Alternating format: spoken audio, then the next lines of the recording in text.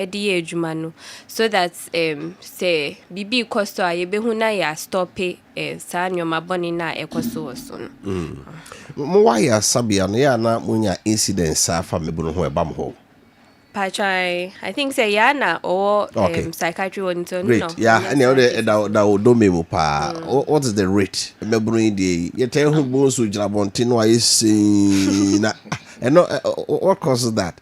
Because ni pa ulusu balance kakra bi abeti ahwe. But with me jira style bi. I'm not here. What is that?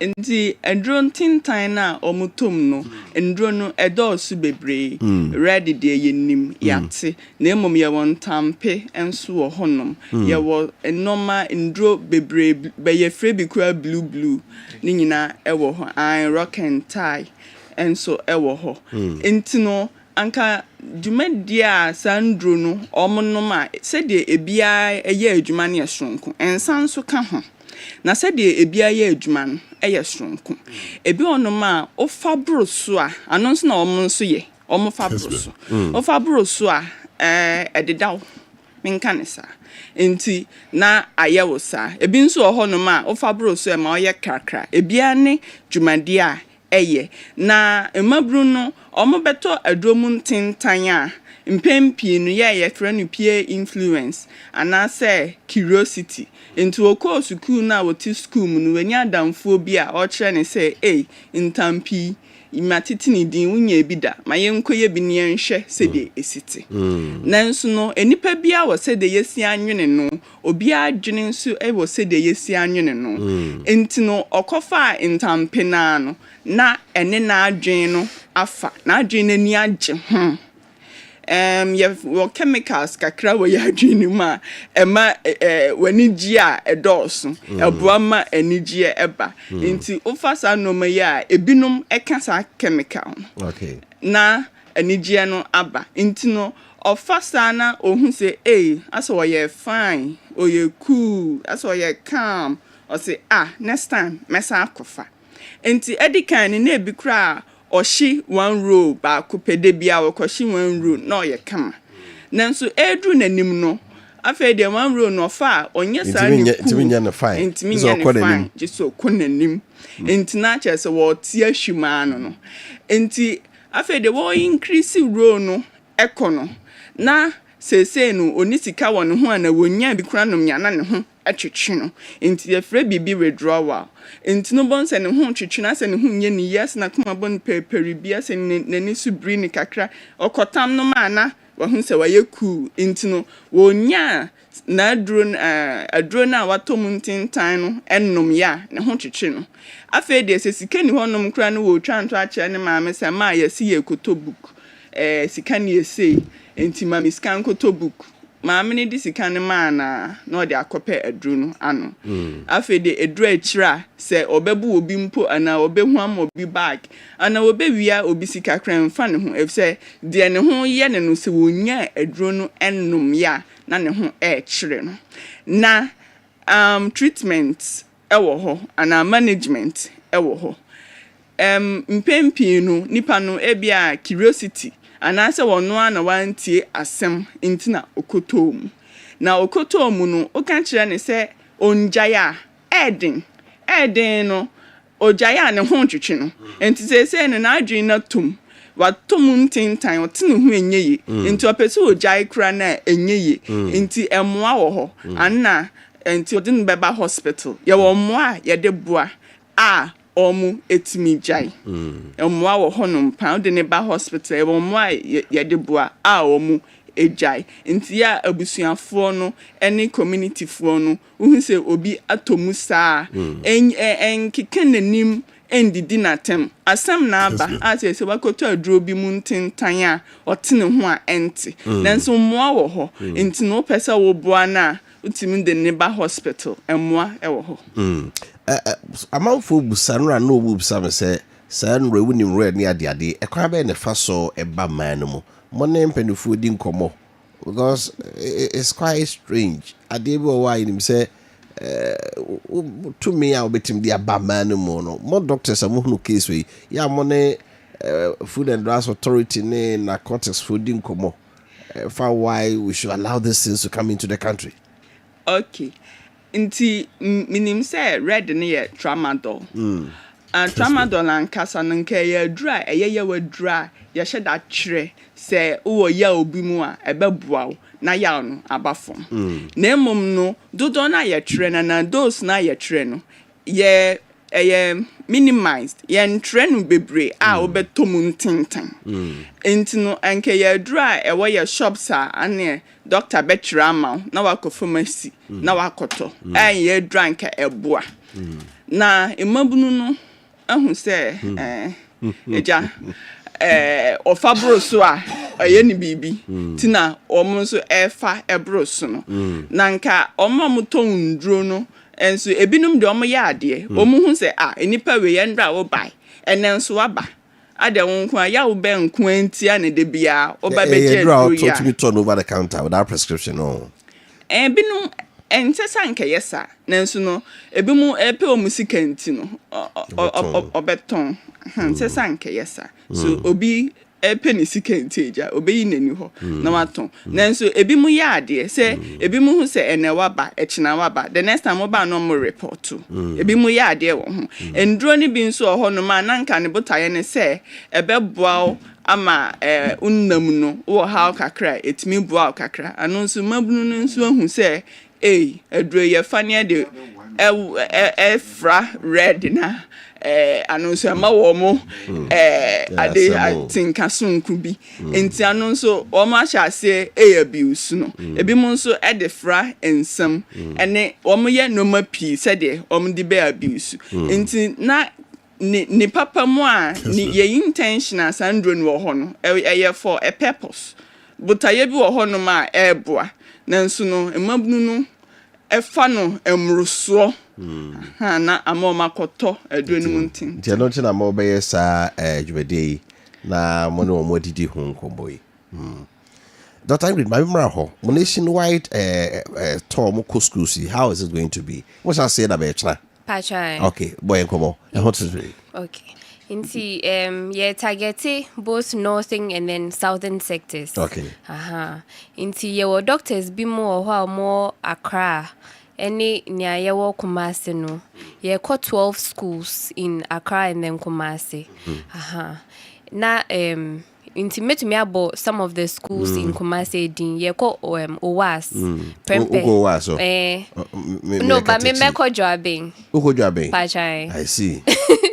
Jabin Senior High School. Pajai. Me a product me free Jabin Senior High School. I'm quite I'm better as OWAS. Oh, okay. Inti una lie no pa. Una lie no pa. Ada want say Jabin ho gonna be we wana.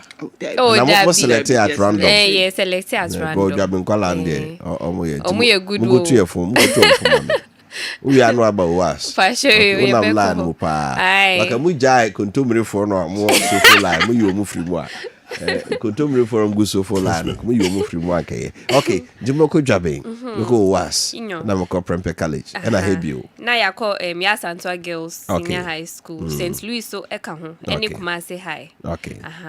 And now omo Accra no. Ombe ko Laboni SHS, St. Thomas Aquinas SHS, St. Mary's Osu Presec, and then Accra Girls SHS so. Inti ye been concurrently China be 2:00 area no na ya ko schools no enyo mo edin komo efa we nyina ho. Okay. Inti there na mo hwe kwan mo koduru ho a. Is it about only a symposium back such one say demonstrations, more videos, bibia, over church or money maybe a come? Pasha, inti ya creative PowerPoint slides. Okay. Ya debate chomu. Inti ye be projecte na ya church mu a chomu. But ye we talk no with them na. Ye be provide the opportunity say so mo pese omo ye one-on-one counseling bia. Obetumi abaye nche na ye ni omo edi nkomo so. Okay. In the schools na kano mo yo mo day. Mu ya na mo next one na bia. Besa pick other schools up. Mo beto so na be next year. Because he said they kon dia mu ya say bia next year besa you. Because you remember no easy. Yeah, easy. Easy crowd. So. And I yen shedan doors. Okay. Yeah. Inti what can say movie school so yeah some tie no brano hopefully said the yes who say mambu no man ye dachi nti ekoye ma wo ma akoye amaye nyina ti migidi se ebeye anamon a ye mpanimfo no ombepesom bitu nti mo contact bi a obi person rich mo na mo butimi ma no nchechre bi atisa betim dia tudwa Pachai. Inti nya oye lead no nya organize ye betumi ye de ne contact amamu. Fatujwa mai. Okay. Inti ye 020 630 1187. Ha to bo aso mame. Pachai. 020 630 1187. Pachai. Okay.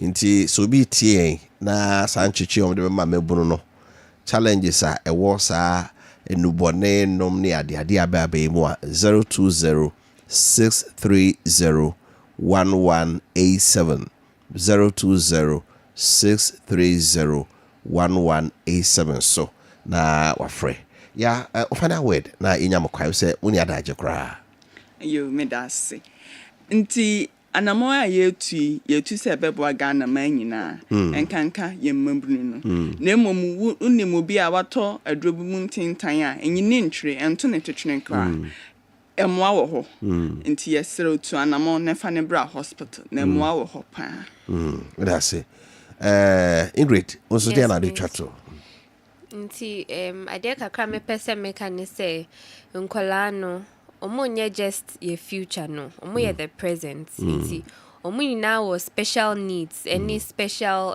desires are omope ana omuhia and to say minwa kan no mboa wo ho nti se bibi koso a obetumi aba konfa noche na hospital bi e ben wo obetumi akoho obi a pama o se kofi omuni obedi nkomo na omo aba oye. Okay, right. But I'll say Dr. Ya Bema or psychiatric department Confanochi, right? And that Dr. Kupulin so a pediatric department, right? Inti Edabasi.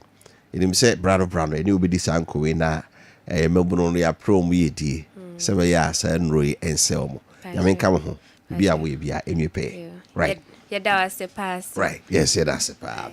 I was here for Ghana chapter of West African College of Physicians. A doctor from Penny for Dr. Yabe Man for Dr. Ingrid Kumpole. Womomi no nebe wo ye nationwide school health outreach program. Yanko da anu tramo ne uni red ne ade. Omo be chire wo no. Ehia pa. Very important. Very laudable initiative. Aye. And I think say omo mebuna fine. Onye baby omakudru. Omo hwe omu nuanom na say omo amwa omo nom so amedrusa level na omo pena. Eba adeso an ba be so omo nyina ne Ghana nyina nti. I think say it's a very very good initiative.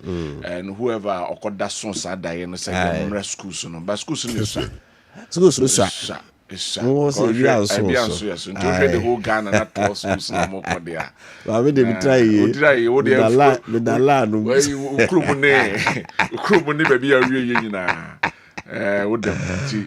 think as they go forward no commit na trauma shame na atimi akoba most because students no omuhuna mani o over so wo kona se wo hunu the kind of so be ho no ma oba peer pressure onimo hwe I got to know person me boarding ade bia me hu se yeso omoto a om de go atre so na om de ja hiti ase me person me boarding na obi akosua a om hu ya no da me tell me say ai me metie mo wa why na kwachiro mo sade no so to me the go atre so that product is very dangerous ohie go atre so no de jagu ase hiti na vapor na ba no no otwe vapor no all because obeso ye the shop will be na ba ko butobi na ma America say bi ni ho the okoye na ma America chem say ko beto ade a ode koye ni na me say what the omo ide ye no I think say yes the doctors not taking initiative. There are other social organizations they can also take it up. Yes. Now yeah the work out say that can the honorable Collins so man kwa be ba former ECOWAS parliament member, former member of parliament for Meshianov, Ebedi MPP Munkomo, near Ghana, so the general situation near my echo, so as a member of parliament, former member of parliament, so Ibusa number, Shabida, former Pumding, said the Ekawe Day. The worker turning now, Hayana Personal Postal, Daily Graphic, or Ghanaian Times, or her Chronicle, or her Dispatch, or any other papers are, and some way to Makutina, not Yanko.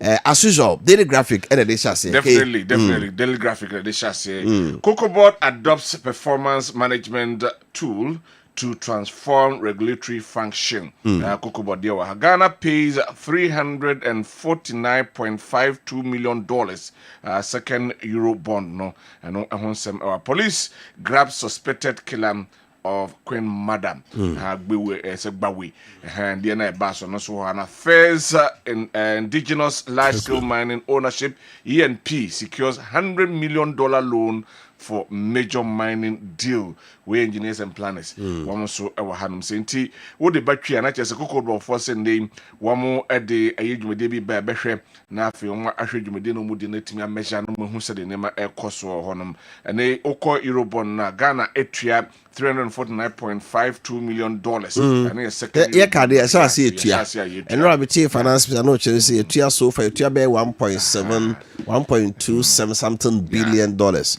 kana ye differ ye no etua o say de betua sha fi de sha say etua ena okọ eye soro honum ni fafa so a police ni yes branch 21 years no could this ransom no ohine my dey na si adwom a ya say ya fe ni ye be and a pain we na free ho and no na fe say okọ and Ghana had the first indigenous large scale mining ownership you know in planets ne almost aka omenya $100 million omo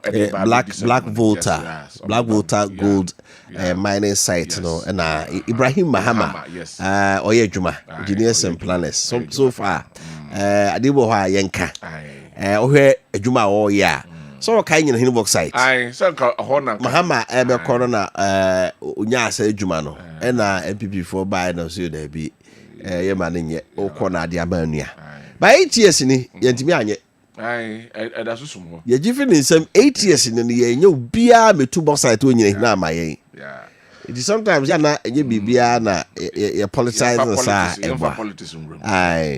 nti oya ade na papa so awoye so ani nti yemona baso we no baby enura me hu ya manage ye no se wo gold company akese no a obetu gold wa no nya sika o sene nyina dollar no de ko but we dey Ghana ni badia nti beka nti that's a plus amafokra so benye adwuma yenyi politics in film gona na do ba ni nua no betwa no ho hia benda da akofo kra sene nua akobra adofo ka ho nti Ibrahim Mahama ni nua no na so Ghana ni atese dey anamebwa ana bebo adwuma sometimes yenye adwuma dia that is it yeah what he's doing is not about Ibrahim Mahama na baso akore ya na ni pae wo Bantama SC school ene akore ba no hunade aba asamman ska akoran ba ekran life at transfer na otu say na wona wakore ya na asa abrochiro and giving back to society so dear more Ibrahim Mahama abaso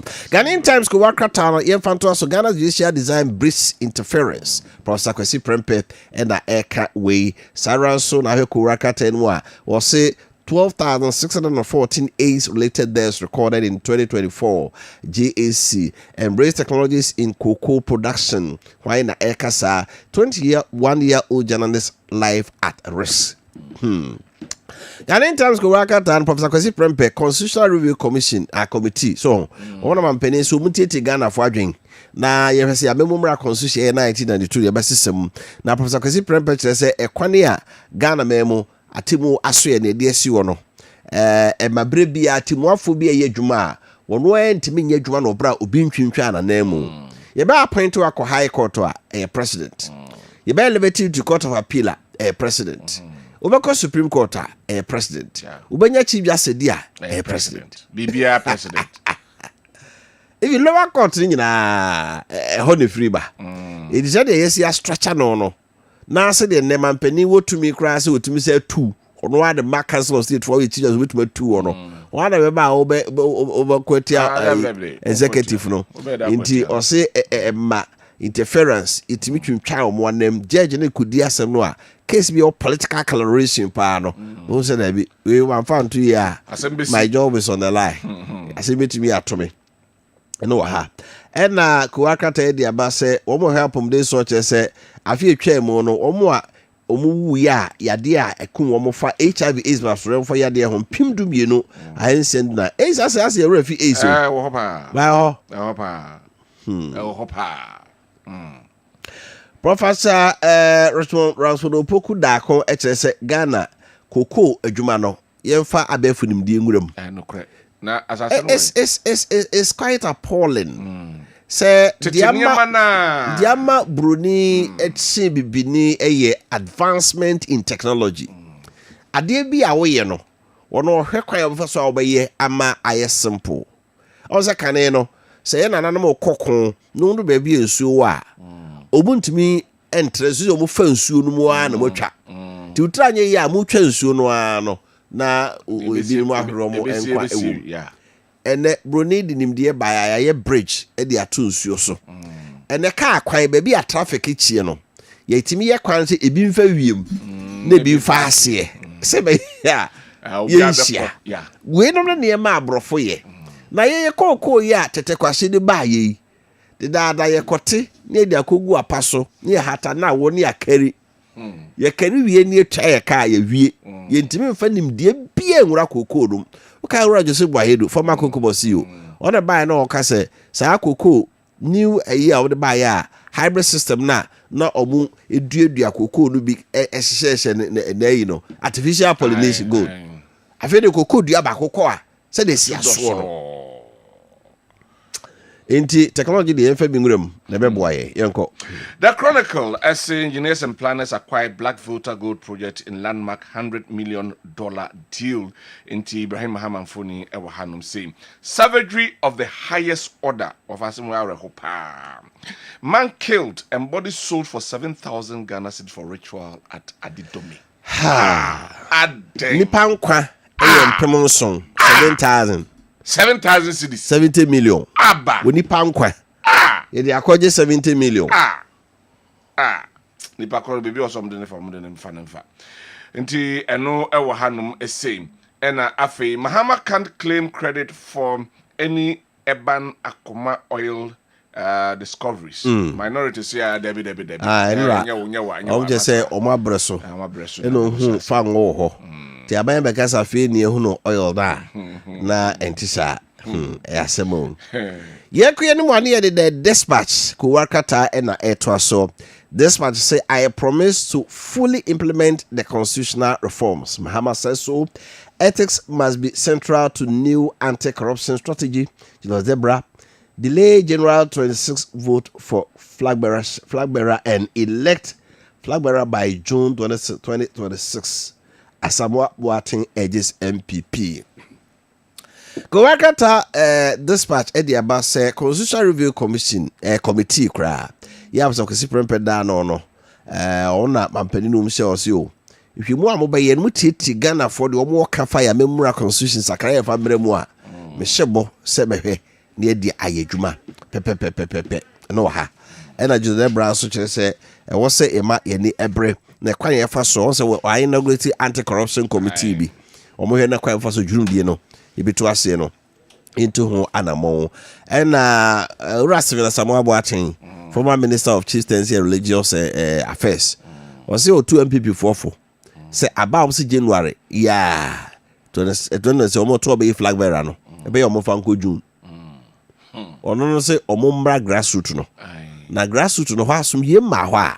Enye we flag bearer na no we new.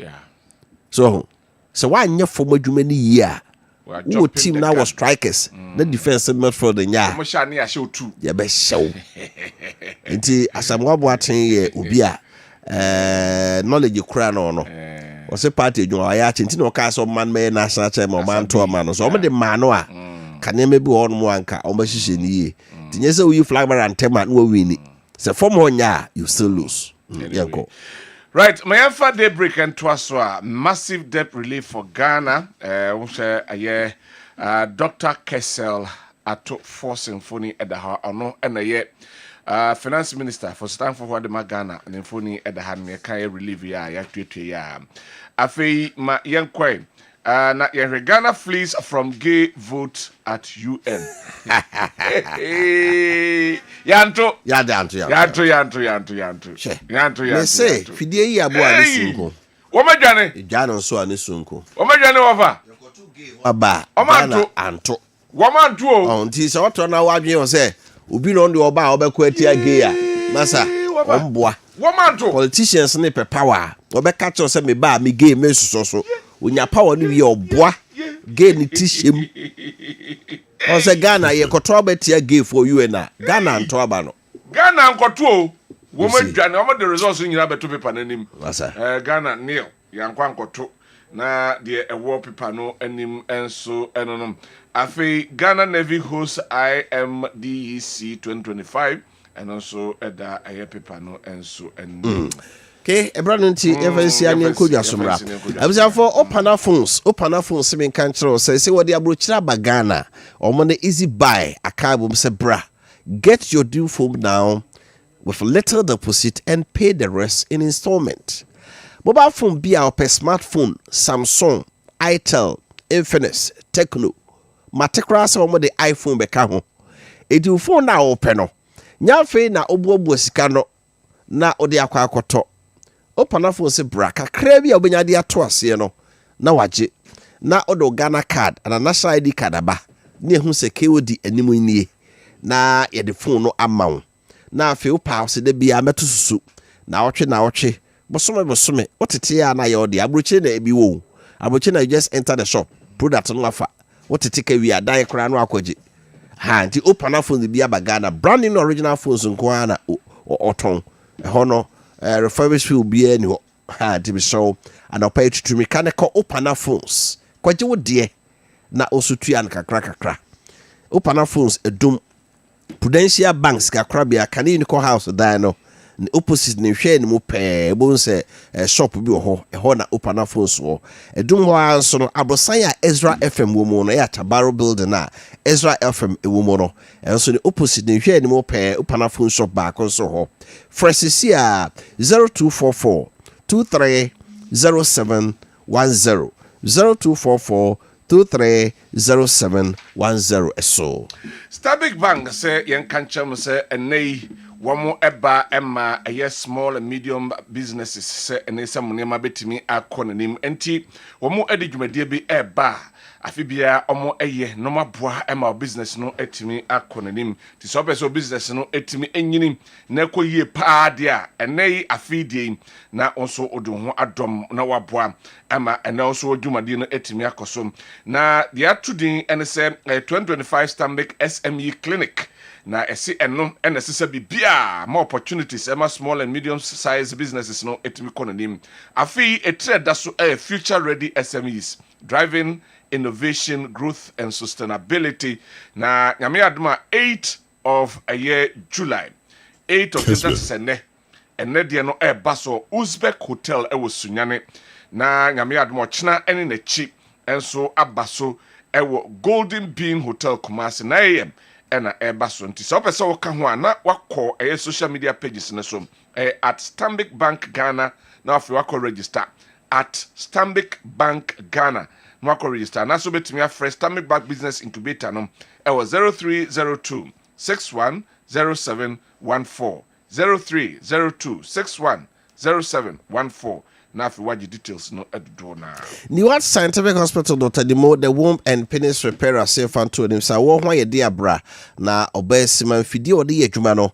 ade BSC wa wo ho kwan no obetimi ahweto ase ovarian cyst fibrosis akwan obetu ase be ma bia hunsu na gene ho kwa mo so a eno so nti emoa ema untimi nhyɛ oba nyin se bra na ohwe wo be ma bi so ahode no ewo fom pa beboa wo na ogina wo na so peme prostate cancer na prostate enlargement and also have ma omoju so twa ne ho tochema no uduru a ombehwe o kidney o liver ene wakoma da bia meka se nipadua no organs miensa ekura no pa no akoma no na afi brebo no ene o saabo no kodi nyina no ohwe ntra ho ma enyinsemu ansa saranso ene o kire se infection wudu nyina omohwe moje mo shede diabetes itwere yadeɛ bia ka ya mudi no laboratory service ne mfidia ɛde ɔto so a ɔhaw bia wɔ nipadua no ho a obeyi ni nyinaa na ɔhwɛ etuase ama wo kɔma so mo ato nso Monaco junction ne adansuru abagade hwɛ no mu wɔ nkran so a ɔmo ma ɔsɛm general connect opɛ wani kyerɛ Tanta Hill no mbia mienu nyina ɔyɛ adwuma fidua na kɔpɛ memenda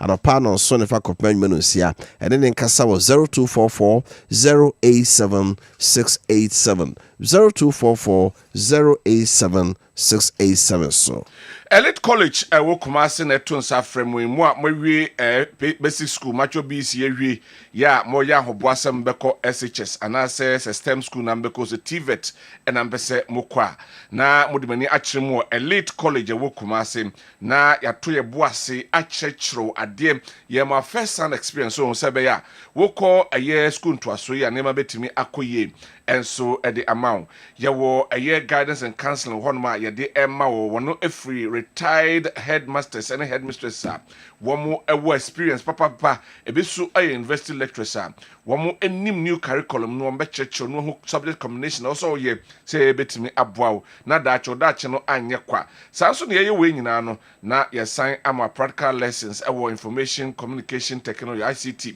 na etimi aboa mo akoda no emwa no ho yie ansa no akofom one afi na fi aye gene de eda fom kulem boko we Elite College ewo Kumasi aye dua Seken University eben ohene no ahemfie no na ene Church of Pentecost no ebo hom classes no ahyase dada nyame adoma September ene beko na wieye enti frena mesi ewo hoi edidi soim na afi waje nkyeremu eye administrator Mr. Nimo na mane 0243 084464 0243 084464 Secretary Mr. Redu the number is 0262 888111 0262 888111 and a principal Nankasaya Mr. Beria the number is 0242 827695 0242 827695 I say the safety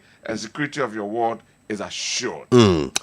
It's gonna be out to me to car ekojina petrol filling station. Na wa sika obetua no petrol bubu ama wo no. Okọ kakra bi na sa otumu se there be enya safu anu ni bu ma wo. Daba for tax driver so omotwe mframa na ma me. I filling station bi ho a na o ma joso o mo pump no. Ibu onso a quality of fuel. The omokoto buy na o de bi ya frem.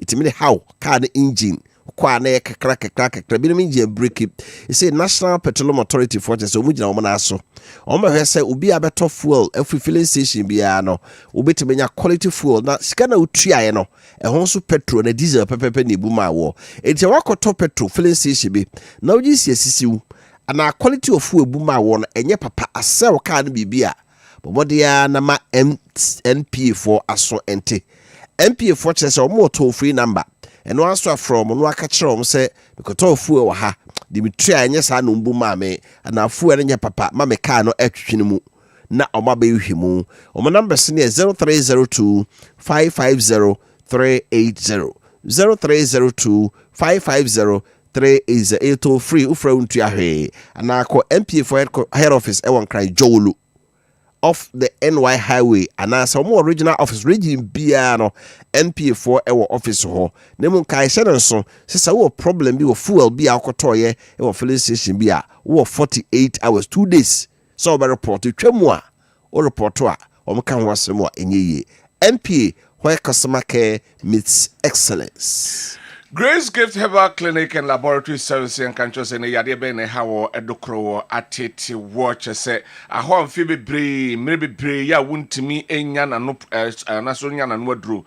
Fabeda Grace Gift Herbal Clinic Laboratory Services na yamwa. Your qualified professionals and nay one more oda makumasum your meshawo among etimi atowo. Say be our soon as anasa kwatana ye woni frabe mfiedunum anasa sebi wa chacha no kwa ena yentimi ensa aside that yade ben ena ehaw urudu yaso ya ne se wokọ na wayaresa abane ye befua Nti say stroke, diabetes, hypertension, hepatitis A, B, C, D, and E, typhoid fever, and malaria. What's the more who do fibroid, and now honamani and ansan abaso abahom and ayade abemum. Opostrate to na sebiko kramabetum and asa yana ye kesiem, sebu bema and so sorry now be bema so to the way the bema as a quadade kete. Funny and war funny, bra, na emma or no diana and say what a new said your suba and as I said your wotiano and sen. Where Bazo said wahim fi honomo and kuyi and famons you my being in them honoma, and my him fi honomo and yahum. Kanye nika bra na yente ho ma said ohini bowura ho no matum say yes oba no boni trinko e na wa be ma wo ba sabi opa wo onya bi bra na yemwa na onsu nya wo na wa be ma wa mre e wo mpam sabi wura dem a oni oyi nyina pia mo ye pe in fact we hu se we na e be ma so why ba and nanam ho bra ne ma onyina bra ne wate na wura dem a wedi mensem na yetimi aboa beti aka kyese mo apiafo be ma mu wa woni na aboa ma ne ma timi akoye amam enam yade na ehawa ebetu ase e de amam your Grace Gift Herbal Clinic and Laboratory Services ewo Kumasi Ohim School Junction Barakasi Ekwan ne so and crying. Your new Achimota Petroleum Bungalow, Your Family Life International School, no ND and Frey 0246 518003. 0246 518003. And now 0244 126123. 0244 126123. Yeah, Juma, every Jwada, Kosiada. Anopa no so sabre ye bie ya pono no num na ye katum bwana ye nakɔgye wa yaresa MTN for CM to anim say go so ka yellow Thursday ene ye brother ochire ku ya wada na sa abebiew se open data e de adwuma biara omodia se wotono ya wada ubenya emfaso bebre ho eno answer be that 138 hash star 138 hash and I call my MTN app no so na to data ya wada unya top no more 25% bonus e bia auto 1 giga about 250 megabytes auto 10 giga ubenya 2.5 gig and the account so turn ya wada yellow Thursday more the rough na wanya data no masama o ticket say e do weekend oko Silver Bay Cinema Accra West More oko web free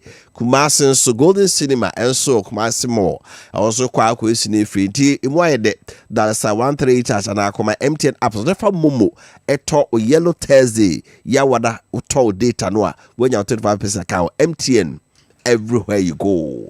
And then Tredjuma in Apesosia, na Western ye aye Juma Mouse ya boding, na ba was ya wash supibi na wodi akwa. Na baby I bet so ni actual yim, ye ma a theoretical a ye knowledge near sign ama practical knowledge at the account. A Sketchworld Media Institute, a home and I'll be a professional. Now wait to me I a professional TV and radio presenter within 6 months. Pep, not just say what being graphic designing, ye be our honum video editing, na camera handling, TV and radio disc jockeying, TV and radio talk show host, TV and radio sports and commentary, TV and radio newscasting, say a tree, and I say a English and an reporting eka home. I don't know when any entry a Sketchworld Media Institute. Na afe yema this full intensive practical TV and radio training. Ewo Kumasi edum ye fees no at the form ye sign a weekend classes ewo ho no e bia na weekday no waso ayehye ena ye what discount special one at my first 20 people are wamo ebeba na ye sign ashobon say wo ye addition nyina no na ye sign amount attachment or renowned TV and radio stations eno de e boshe ena ye hyewo womo mabokui o mabin ewo central dwumamu ena mba be kira de na ye de wafam na wo so atimi abayo kunini ewo central dwumamu pick form ewo front desk Kessben FM 50 cedis per na chese wo so watimi aba abesua de freying ewo 0249 414039 0249 414039 and 0261 110955 0261 110955 na yenyo so Prabon Greenfields and air free. It didn't know see a camp Prabon Greenfields was some war. And then so kota sasia. Utranye ya yatama nipa mienu miensa. Obetwe ho manswa onsan kada na osika akakem. And then Prabon Greenfields say we adwuma nko ade abra. Na efi apeso sie say dampo mienu 2-bedroom apartment. Cause a 2-bedroom apartment and no 2 bedrooms, hall, kitchen, toilet and bath for him. And you be now pa omu bi ho 3-bedroom apartment ho 4-bedroom ho and a 5-bedroom so ho. We now gated community 24-hour security. Yeah, just say Prabon Greenfields or say what janse here ho na ofa na wakro. And unti edwe bi awe no se bra na se 2-bedroom, 3-bedroom, 4-bedroom and a 5-bedroom apartment now pa beje wo de ne tua just 20%. Na de akadema mfie num na bosome bia woteten kakaka menua eno yesen se wokoji asase na asase kwa titi kwachiri pa na omo osie dama wo bi wi ausromente ne bi masa densi asase kwa wasikwe wie no unsimye no abre bo a unsimye kura so kotrem sa akakraka we dey vie bibia fully furnished electricity bibia wom opedan de air condition ya kitchen cabinet nyina wom a ebi ho the suit de esefata wo bia no mesrew kwagibi o Prabon Greenfields so de tua 20% tete de aka no kakra wo so de onye kra kra bra no mfa nkoto ne kohwe de wo na akobo ho aba so ho to bana ekohwe anos mabusua die minya 3-bedroom bieye ana da bi 4 na 5 na beboa me wo beboa na nya 20% akọ ne koje wo dan ene wo mankasa 03220 38946 03220 38946 ana 0546 022 306 0546 022 306 so na enomo eni inkita ho.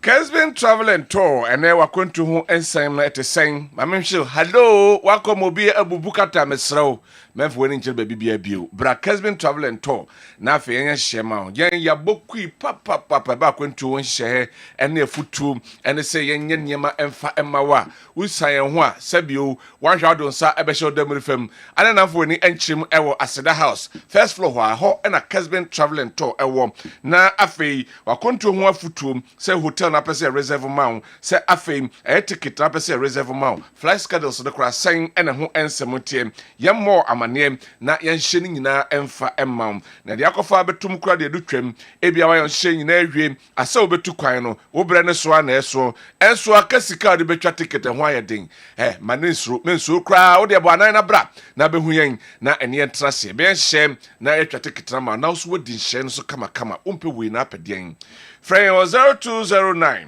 43 4999 0209 43 4999 and nasa boanan ebra Aseda House edum Kumase first floor eho na Kessben travel and tour ewo Saranso na Kessben University College so almost so ede to animu so wo we senior high school no bra na beto award share eso se wo we SSL so was 6 credit passes English, Maths and Science and elective subject mensa we ma children when you fear dunu mu a utimi eba na GTech among accreditation certificate de ma wo no free KNUSC na eba per admission form no beto multi-credit savings and loans and grabata bi o Ghana be bia Kessben University College City Campus wo adum abasa ne Aseda House din hwe no na Kessben Media ba Aseda House adum Kessben Media na enkrai Kessben Twin Towers Kwame Nkrumah Circle house bi ho omo business administration omo information communication technology computer science and centriduma media and communication studies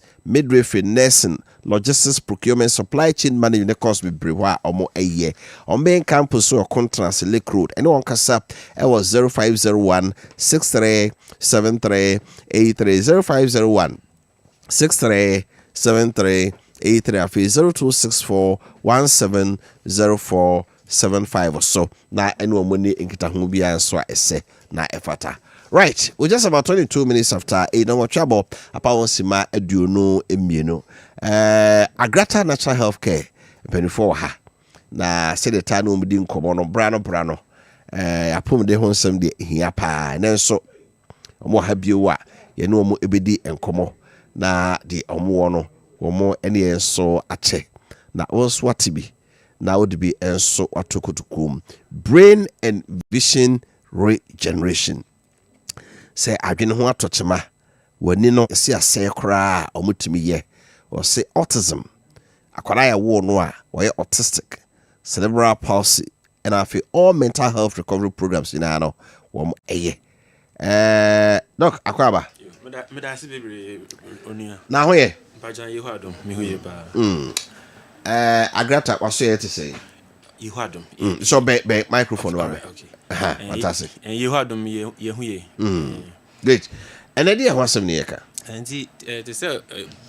yɛbɛka brain no adwene no ne eni no ho asɛm because adwene ne eni no special cases a lot of people think doing say in the subia ni ho nti say wadwe ho touch ma na wani ho touch ma in the subia ni ho but that's all in that's all okay nti be ho na ni fra na say glaucoma mu say o ho ade bi mu an na adwene say in the subia ni ho bi on say me 4 time am ba ha ni na since me ba ha mo ba me ho for glaucoma in fact some of them are even senior government officials they were having serious cases with vision. They've tried all treatment. One try treatment still the vision was going off. Mobile go through my vision regeneration, you know.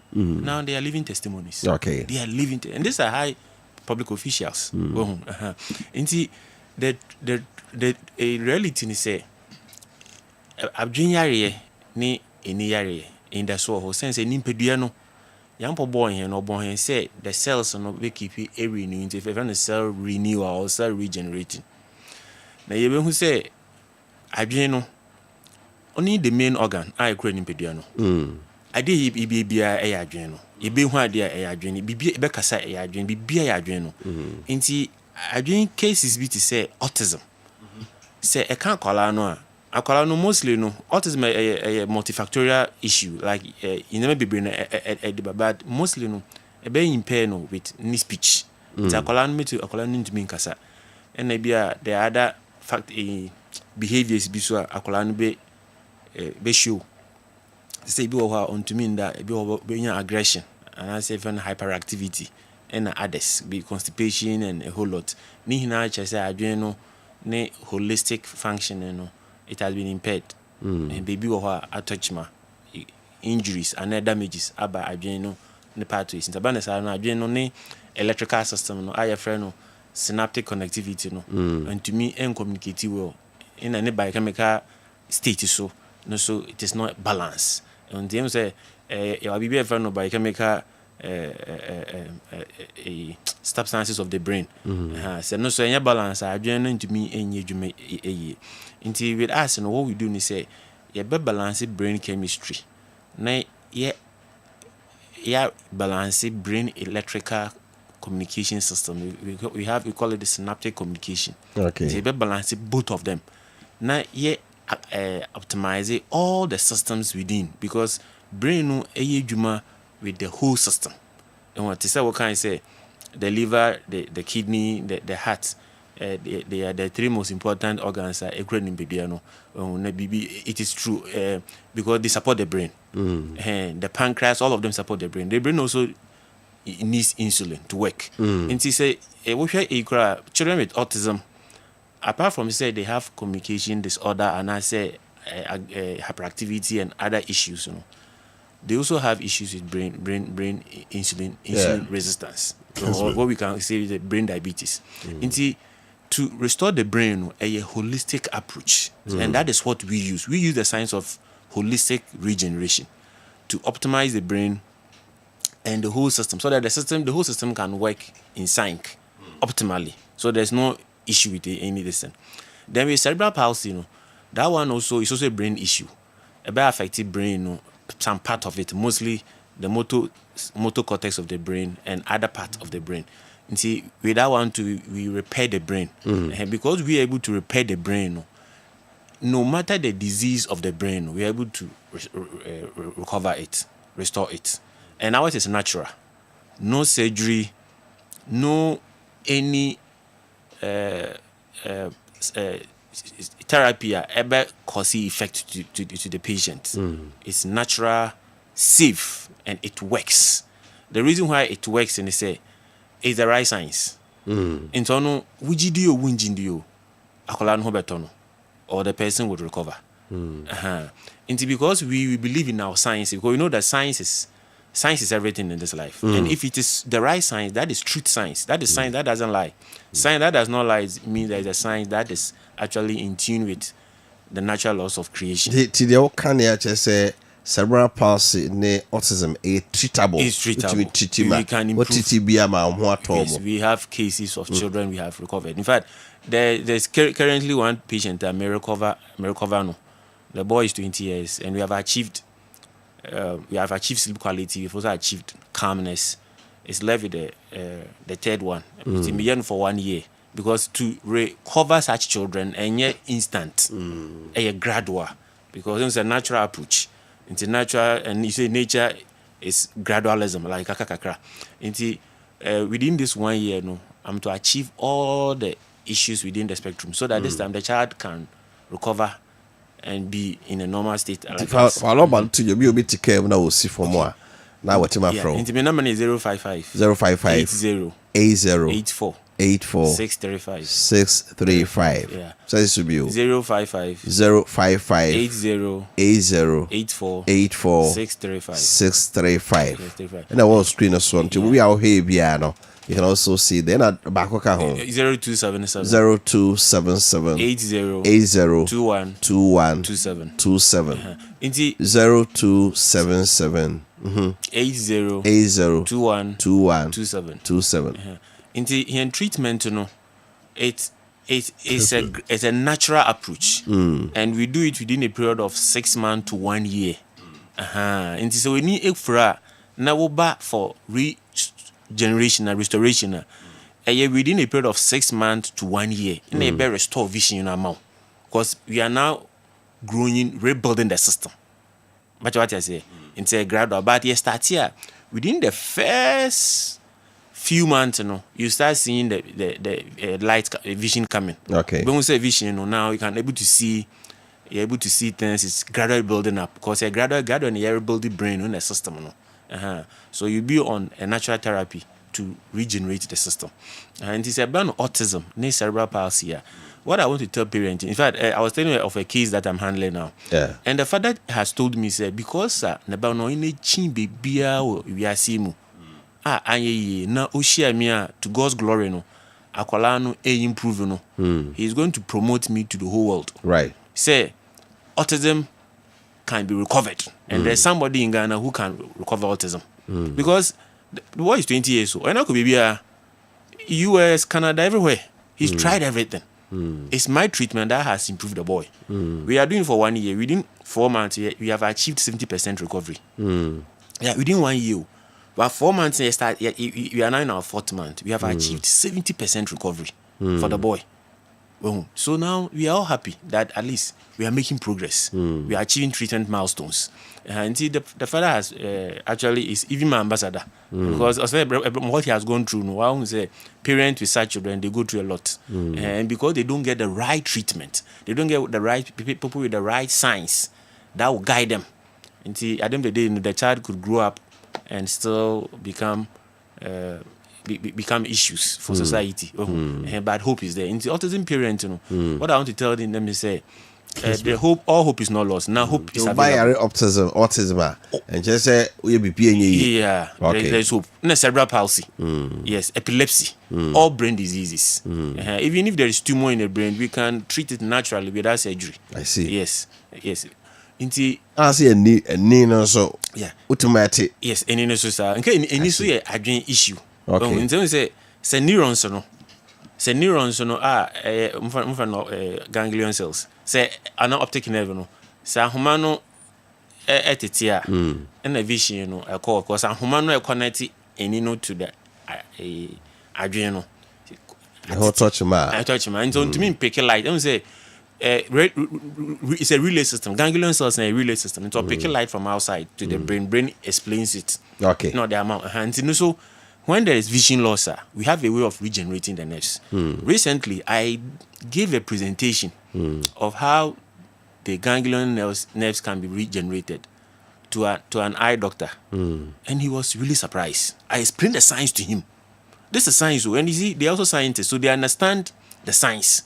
So when I give the sciences to him, he was like, "That's wonderful." Okay. So you see, science alone, you see the fundamental sciences alone, should let you know, say it is possible to regenerate vision. Okay. A lot of people come to me and I resolve their vision. Just that we can say it's within a period. But you're starting now within the month I started a year. Maybe Kumasi last time you say there's one police officer here or regional command here. He was going blind. He came to me, now he's a living testimony. Now he's my ambassador. Okay. That he's a testimony to my treatment. Because he's almost going off. Because first, say unto me, he said, if you are going blind, you see how you become a whole lot of anxiety and a whole lot. Now he's a living testimony. And our treatment works. Whether you believe in it or not, it works because we focus on rebuilding the system fresh again. So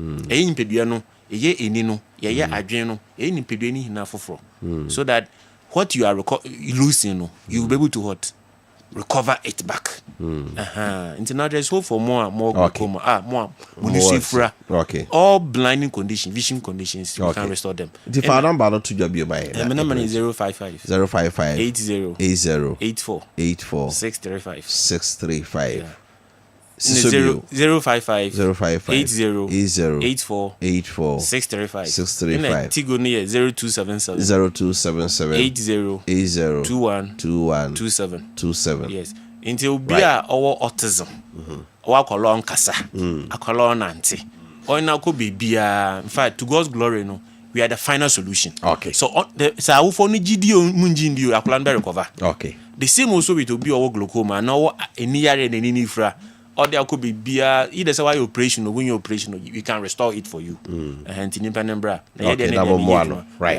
It has sepa Agrata and Essential Herbals Natural Health Center and na yekoye kudin komono so akwara e bia autism, cerebral palsy, and also say na dwene no how be wo mu ana eni how be aba which it also say so obai. But if you see some work crying, more Kumasi, no which we are back Kessben now one sana. Right.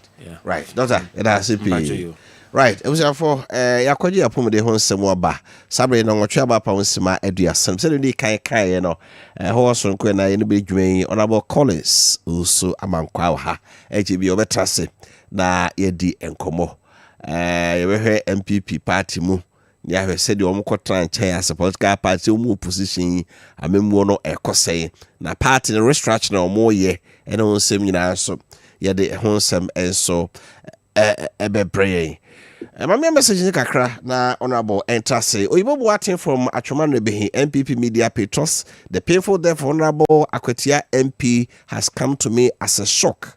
My condolences to the family and the entire family. Greetings to Jason Kodia from Pong. Capito and so if you go so mention. In fact, we should add death to our plans because life is too short. My condolences to the family of the Honorable NSCL Kumi MP. May his soul rest in perfect peace. Good morning, Ofa. Let me be frank with you and every MPP member. Listen to me from Asante Achim who did that. Mr. They go. What are you trying to write? Okay. What's my kind of tribute? Me who the episode tre. I say I'm okay from Bantama and Senate West District. RIP to Honorable NSCL Kumi. Men are suffering. The 24-hour economic policy ignored the obvious when energy fails, factories halt, jobs vanish, and the policy collapses. When governance is weak, integrated systems don't bring resilience. No pressure on the government side because of the goal, but it is only this year when they start to spend, their true color will surely hit Ghana.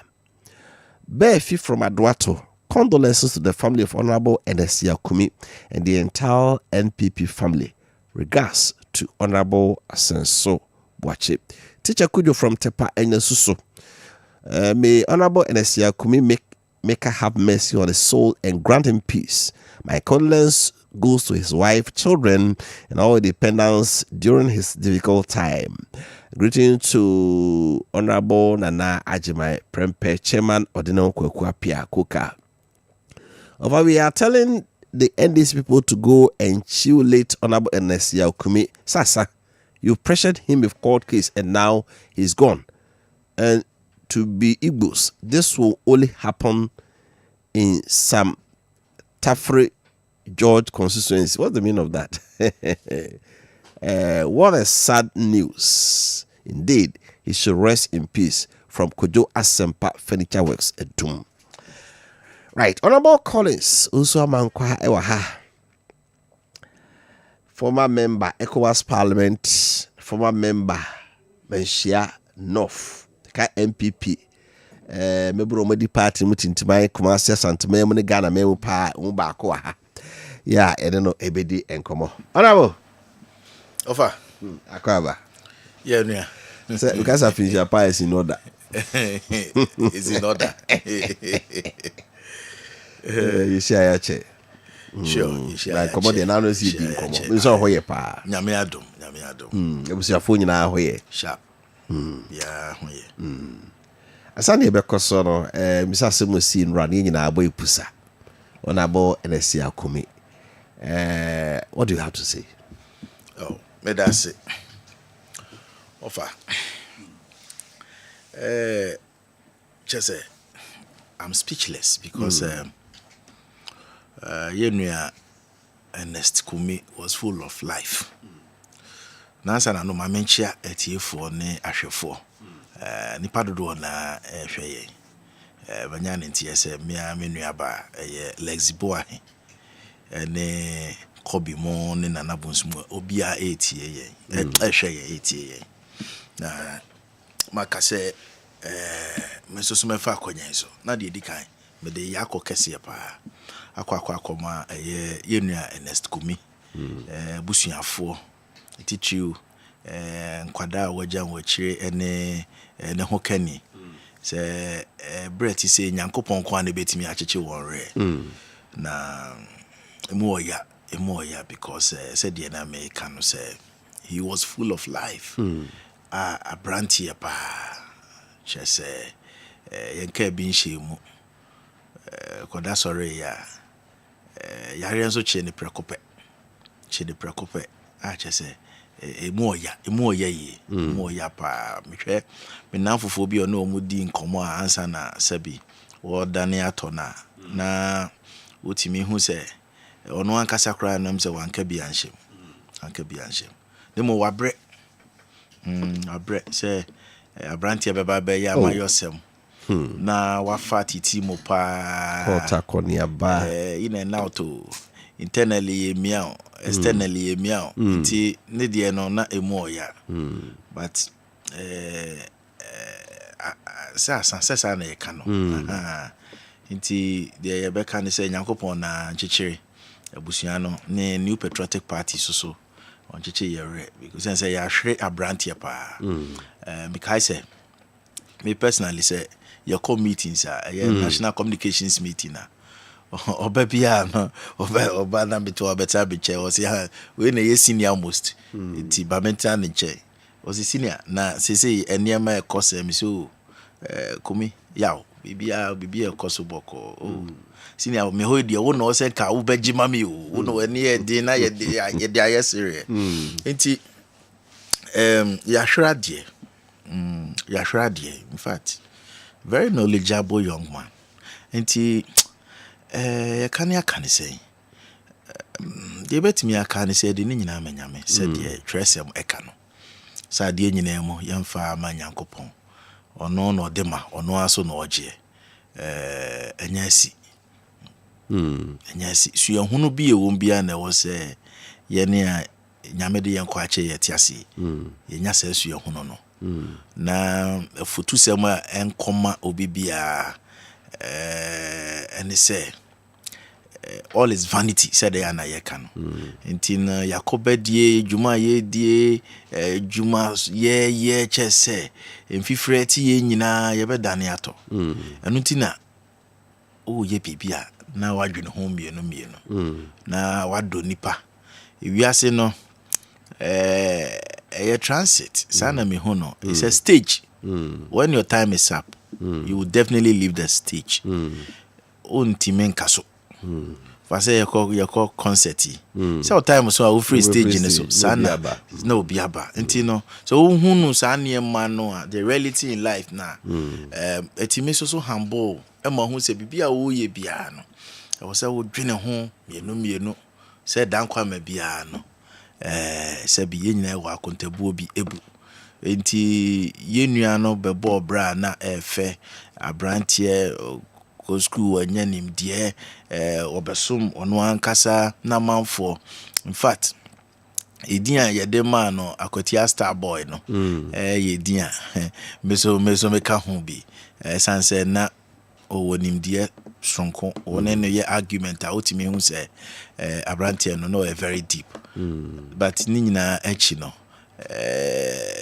dakwama sana etie sese no owo ababa befa no ko nti mesre say ye ne ayeti ase so no ye take cue from abrabo aye nuane bebo ye no a eni say wo bu gens ane dia eni ye mbre ye ho ase na apere bebre no ye ntoto ye bo kakra na ye nhwe de obo ade no de bedu ati asefo asase so no ne pe ena enye ho ne ne owo ede maye kakra mekana no pe no na we da sipi we de ya rosem nenso eba penufo se bone kura yikrem yemra NPP amanyokum moko opposition fa se be bosomensia mo eni life on it to say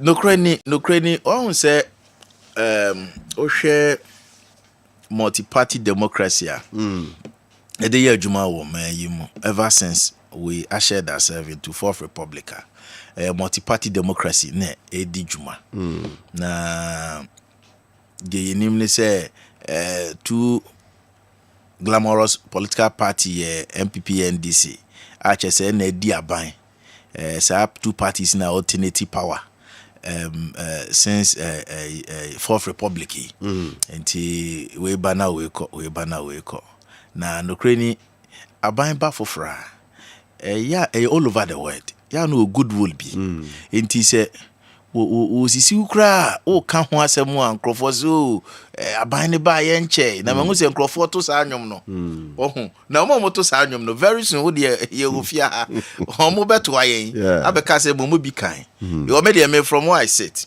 me hu ni sa aban no yiye iboni bebre but ye mfa ya dwene nko all because the ye kan nyina ne say aban ne ba ye nche pachowati ase eno nti sa good wo no any omo enjoy pa mekai 2017 obekaya on say Nanado also enjoyed sa good one the first year no obekai pa somewhere September the free SHS buy crowd the nurses allowance the nurses bibia restoration of just buy no nanafa bibia and obi ebie kwan it means ade no meti akira eya na enye menwanwa na emomu no so wo hwe aban no programs and policies ode bana na wabisa ho se so enti Kessben ebeboani as you speak once aban by on create adwuma bia o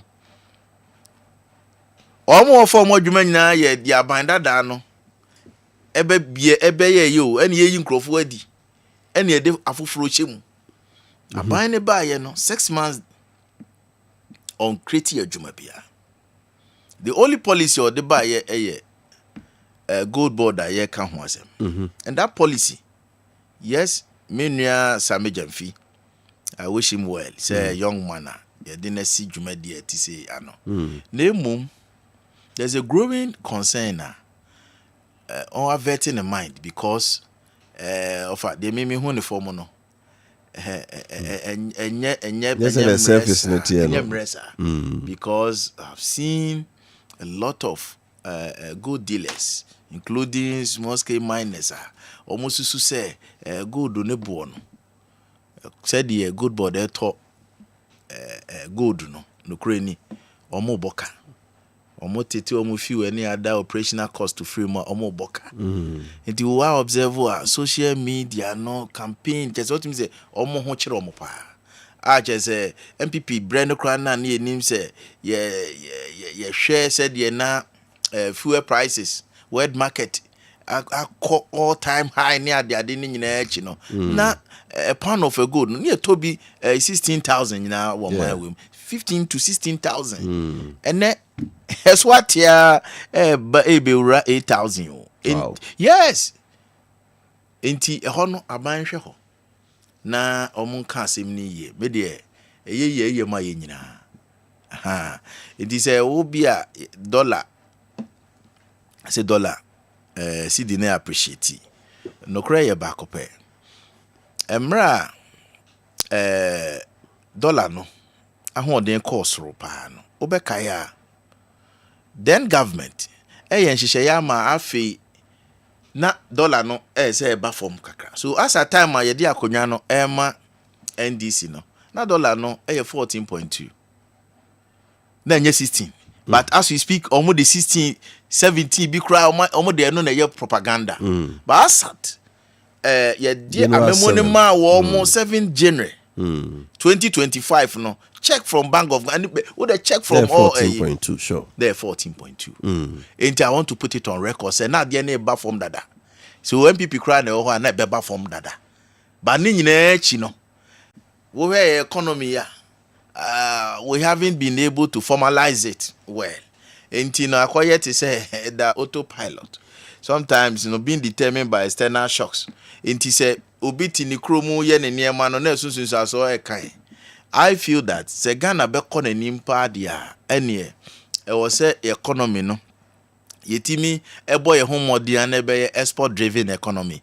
If not now say per the current year you say import driven economy yeah trust you me at the end be costro but it's encrofo credit John Dramani Mahama his excellency say oh any modern more what did they mention because say Iran is Israel for kontokwa now say tokwa no musi easy fire na what the nyame ase because I'm talking no etwa so a omo ni Ghana omo to misas ma how but few anybody e be cost e cost based on say deregulation policy no automatic adjustment ye to mu world market e was say local market so ye to no enye ora mahama na eye eno na ye ya breso na ebi e cost including Ukraine-Russian war, enemy East conflict and that social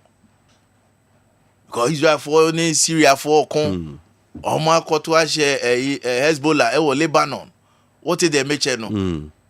Middle East because of Omoni Iran engaged in proxy wars. Nina ne affected because they do baby and because of say fango no di bi kunto kwani ade ade ninti no ono ko ne ntokwa o meton bi ma obe kipi enti e basa ha so a they determine world prices ni ade ade OPEC enti mesre say edru baby a kasa no wo kan ene no bia obeba betina ha oh na yembo yensem he has nothing to do with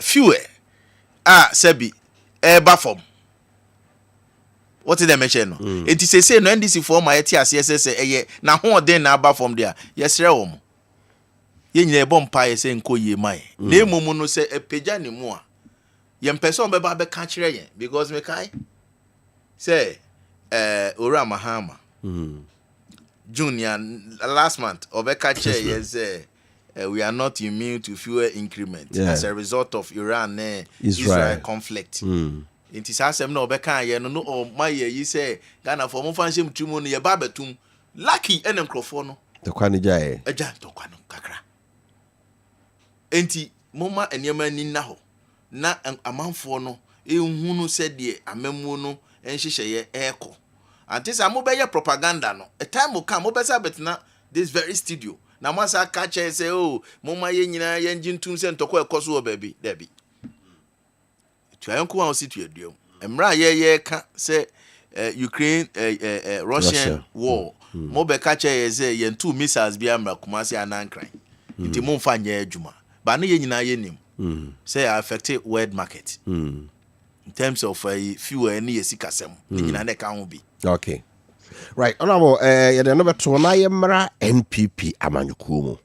You say mugu ahombo so peneso ni eme hwigu a ohun hye. Mo totomo ni ema say 2020 to Mr. comeback. Na no ni atin sem bebre, e be say top down approach ene de keke ka ho. Anamon panufu tu nyina na ohun say.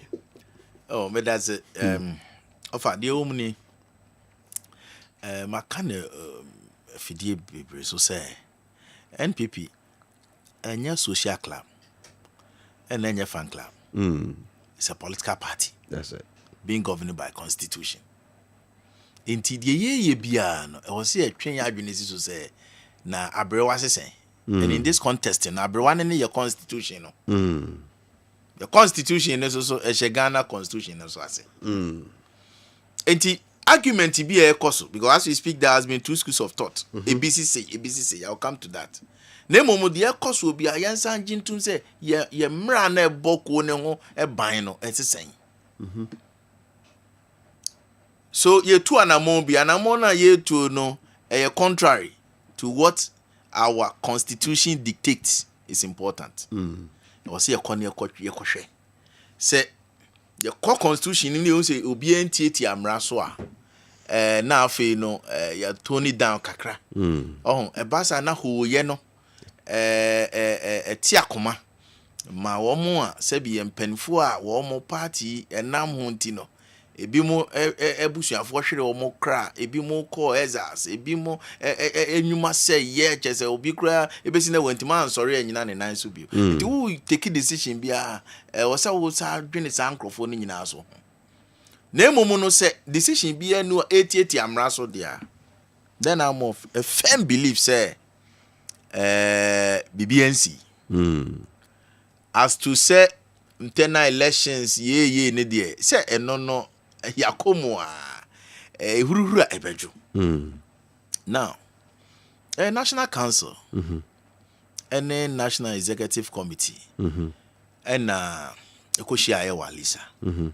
and a national council a decision a buy say o ma share a bra yemfan konkonko to presidential primaries any baby a yen konkon nkoye no otie say national council e share sa an agency no e ba omo wotumi anase omo ni tumi by the constitution of the party omo wotumi because Article 13(1)(1) of our constitution is clear on that.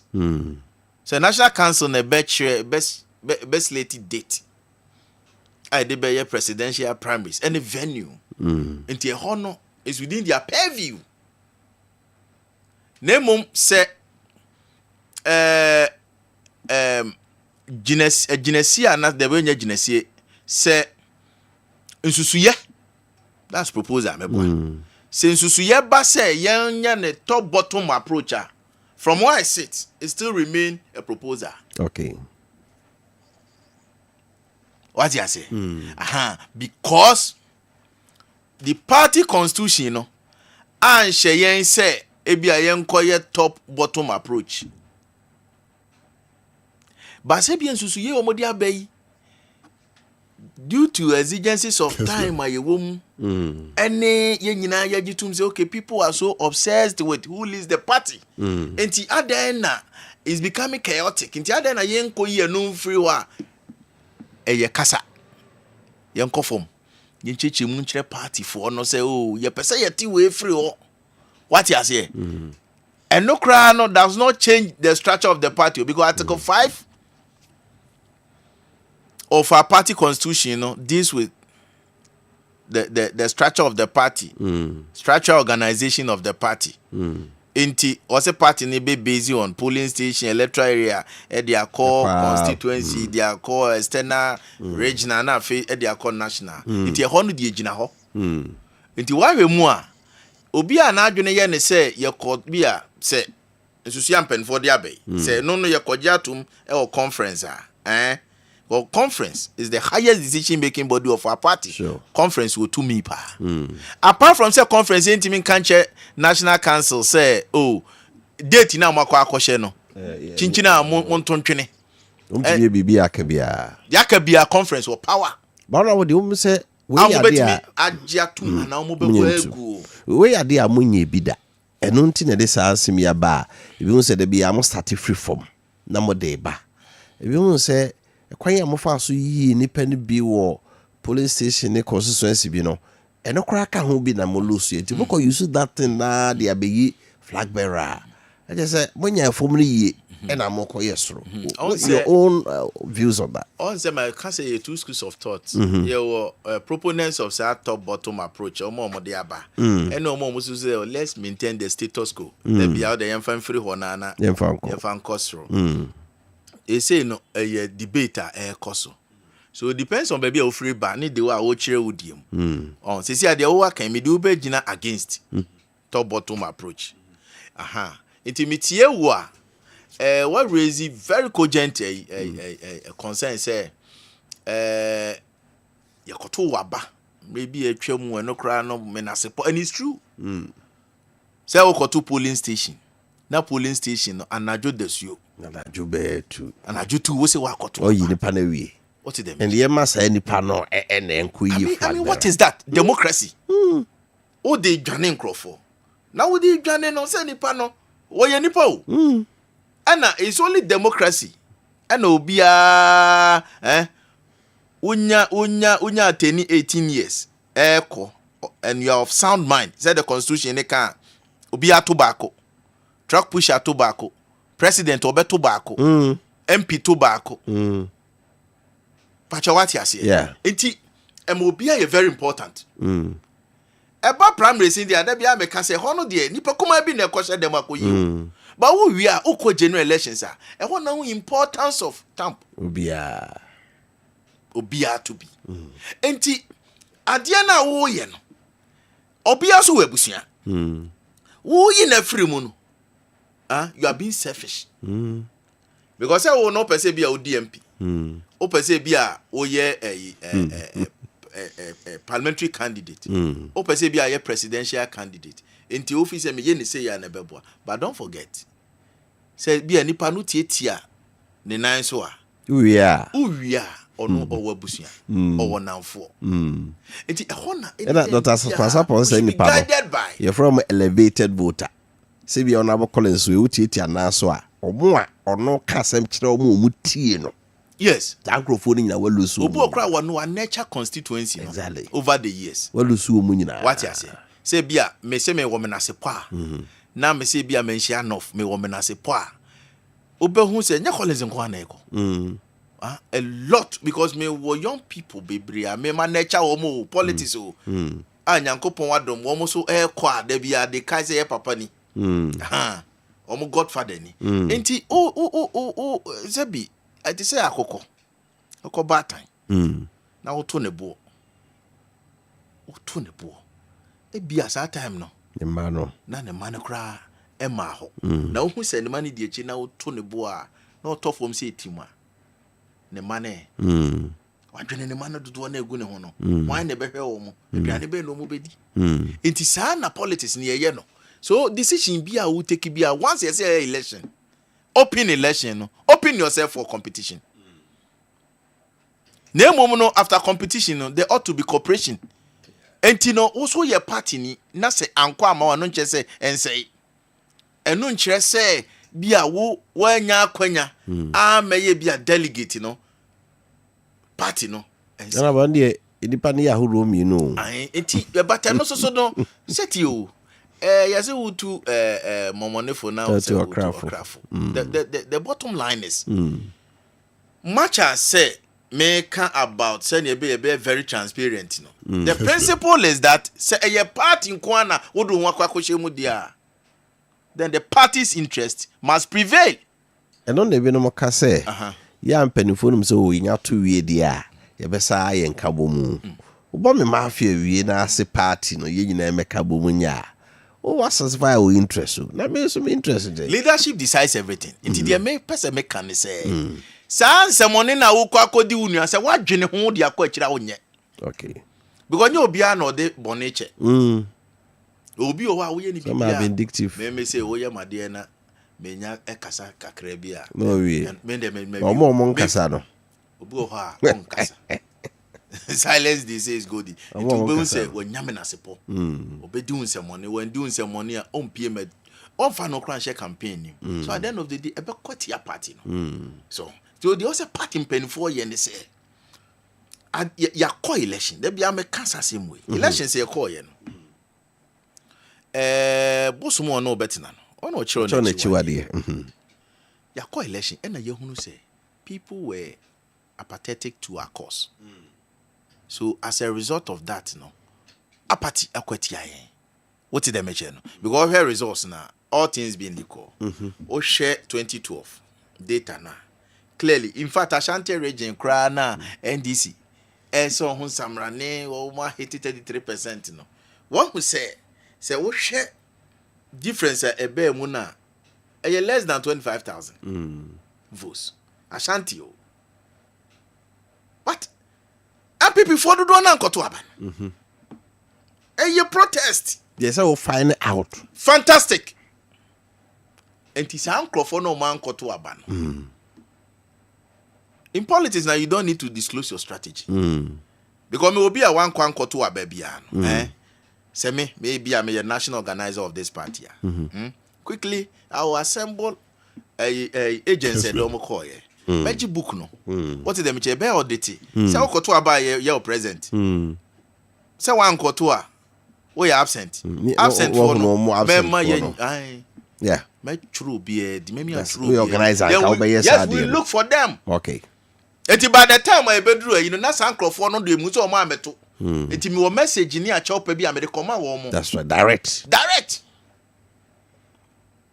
Because a problem well stated is half solved. Sure.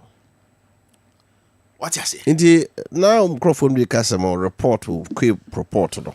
Penifo mamu hunu ade wo mkwa. Wo no me ya adwen. Well me professor Okwe's report no. O ma me hu ama me hu me nim de wo mu. Sa. Ai. Because me ko hobby me ne ko me ko bi me ko gina honti me jeji obi adwene am se ene no ana omo tworo. Omo ana omo ka no. Wa nya kwanya. Yes, because me nim. Okay. But me beyond that no. I'm interested in omo MP ama no. Because on the election day, I was part of monetary team in Ashanti. In fact, Greater Kumasi there, I went to every constituency. Boys, you better be no be a bochenko. About 2 o'clock, na me who say we will lose abado. What does it do? Boy, you have perfect chairman who to be beside. About 12 o'clock now in 50 ATM. Cause be an here in 50 ATM. Yeah, bizarre. Because here dear church. At 2 o'clock na who say. Yeah, especially Ashanti politics there. Yeah, dear chire free chairman Yaman Kwa Breso chairman FF Anto chairman want to obiabe catchero. Ye mu be there bia no omo jusu ye. For such operations. Enti time on. O hwe se de nipa ni pie ba no a. Na what the politics e church o yemba show. Anya hwe no nkobo du mienu no. Elections are winning no. It was half of attendance. 50% almost show up. Na kobo be du mienu na certain areas near her 10 out na be 35%. Name free team. Ni me dey name free team because once adie bi o ase bibi ba. Who's adie ne ba. Wo nya say ni no bo bi hu no. Free team and omo can reasons no. Ade na nkoto. Honorable, see. You will be correct me because honorable. And I ti kromu ha. And any paka krebi mutimi koshio munamu maybe mu television. Maybe musika. On the netifio. On the netifio. Mo de koko ba be yi hi. Say yakoje bro nyakoko. Sa niema ni nyina no. Yesusu ye tobacco mo so tobacco. Sa kon me se bosu mo no betina no. O sha na chiwa de. Nti me achocho bebre. Bibi nti nya nya be fam from ba me churo bebre. The man penny for say. Mo wen hwe niam yi. Sa nkrofo ne nsem o mo ka no. Untimi rubbish no. In fact, say party ni ho ahoden kra ye di bie mu asia ye kasa ene wo se ye ko ene wo mo ko kasa yie no mo ti asese bi asese be a party ni gina no party na hoden ntimi enko o move no one man one vote no as we speak but say ye a limited expansion what you say bia at least 20 per polling station kra na dodo na beba babegum so that your popularity will get you to parliament ebema obia so beba form ebeyi monocracy no kakra free ho ba ko bie ni ketua bia budget no wa balloon that is the danger. So if it must be done well. So far I've gone through almost 60 amendment proposals okay, but me share ni mo say said the conference e be table motion any ade no e be si akọ and I'm happy say e be mo you so popular on the ground. Okay, like say be allow former MPs, former MMDCs, and not the honorable former very important. Another group who cry no say be mo former polling station executives. Yeah, I want a problem there. Offer unim say obi mu be shemu a wan kwa nkoto abakra nkrofo be giatum. MPP ni mo be can to say. We need to demonstrate true and genuine reconciliation. Yeah. And also engage in unity of purpose as a party. I'm telling you. Very, very important. Very important. So, one yes, I just nipa be 800 bia. Emre be omu free mu. You omu free mu. Omu nyina be kan. Omu nyina ba be kan. Case close. Case close. Case close ade no. So omu ba ko mo de adwem pobi kra ba se bia. We mu na ye free mu tie ba be pen. Punish you ma kasa. Etuma kasa munya na mo mpini nko. Offer. That's perfectly true. No ebasa. Reconciliation no. Yewie. And I said now okay. Why be a member of parliament? Yes. Why original constituency executive? Yes. Unya free so party ni be ya. Just say uni say. Because politics is all about recognition. I've been consistent. Udim say because I ba kuma say her conference. I moved the motion for the inclusion of former members of parliament. See more voting rights. Okay. I've been consistent. I don't see the wisdom in what MPP is doing. Hey, na obia or no. Sabi one nature constituency. No call primaries no lose. And say general elections na ye nesin chen. Afe suddenly a drew protocol cry na ye ignore. On ka ho bio cry. On ka ho. Aden ya so lose primaries. Obia or no well versed in terms of experience, party's knowledge, good governance, general governance issue. Say any pano you could take a decision you constituency chairman on count. You could take a decision a presidential candidate on count. Kessben. Who does that? On a what can say be actually my job be so pa. On say I can the down top approach in Yinano. The can say a form horn by she. But said okay, said the form of police station for na be a farm mafia in free munina the council muntubia. Say down top no public let betty was say. Okay, MPP force you all more engaging a unity of purpose and reconciliation. In Tinom for more menacing because I did obi oha. Maybe I not so far about you say not. So far about you say or no yes 30 and yes 30 90 be na and na year ama yourself sir. Or no MPP no and no the gen fans so. And I be a police station you know ko lusu ye. O ko lusu ya e free up and no ye fa na nya hwibio. See a friend of that recognition in Kwakra. Is it man voting right? Nani mere ni nua no executive no. Aye. Say ye be two obeba be take decision. But day to day management of the party on count. But I do see a take decision. One vote, one vote. Panyini bia ba be hia wo mo a onim say wo voting right obe stand executive obe free will be. So that sense of belongingness no adwuma. I think that solved the problem.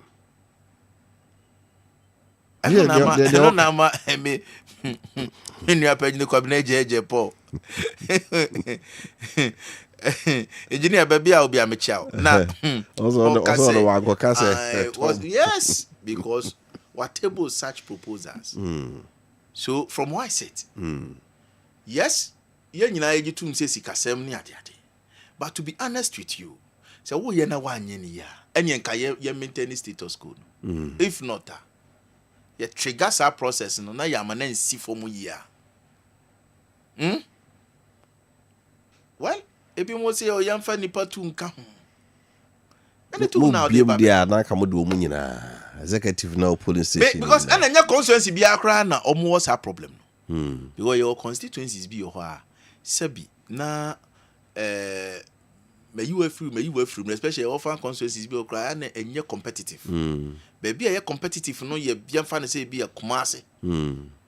Be a Eastern region.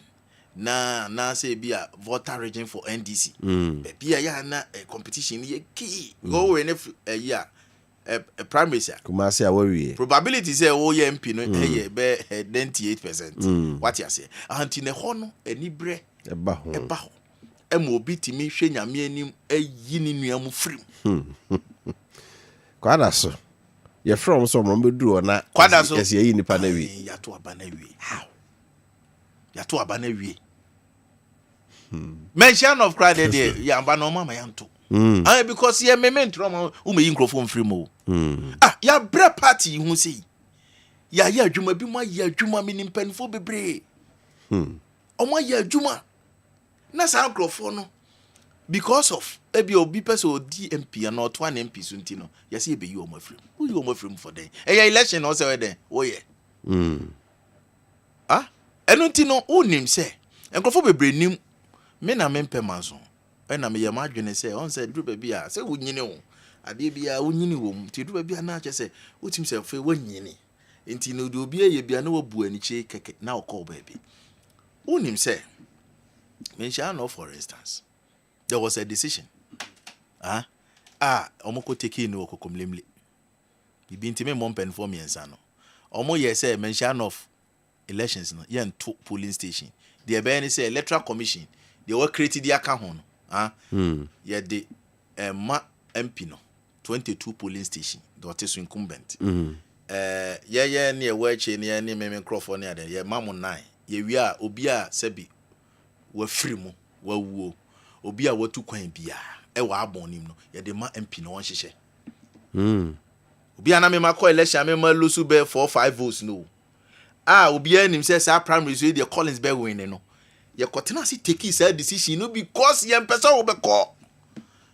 What you say? And I say me obi ana committee me the tabuna na bibia to so I decided to say, look, no problem, the uncle. Bibia on bread.